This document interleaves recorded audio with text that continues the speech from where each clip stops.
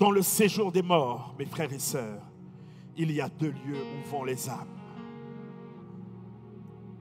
Premièrement, le lieu du tourment et de feu. Dans Luc 16, verset 28, c'est pour qu'il leur atteste ces choses, afin qu'ils ne viennent pas aussi dans ce lieu de tourment. C'est l'homme riche qui disait à Abraham, envoie Lazare, s'il te plaît, prévenir mes frères, pour ne pas qu'ils viennent dans ce lieu où je suis.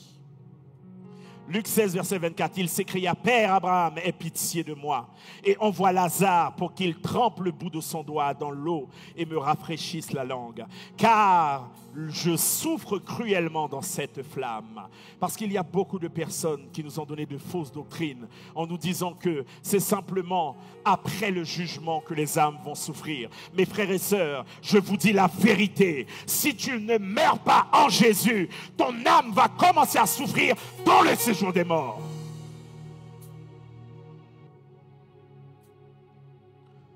Parce que ce lieu-là est le lieu du tourment et de feu. C'est lui qui détermine la demeure du diable et de ses acolytes. D'accord? Ésaïe 14 dit que sa magnificence est descendue dans le séjour des morts.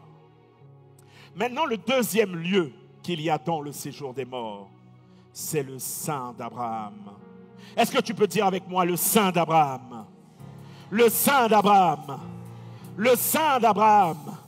C'est là que j'irai. Au nom de Jésus. Luc 16, verset 23. Dans le séjour des morts, il leva les yeux. Et tandis qu'il était en proie au tourment, il vit de loin Abraham et Lazare dans son sein. D'accord? Il y a un endroit dans le séjour des morts qui est là pour accueillir ceux qui ont persévéré jusqu'à la fin.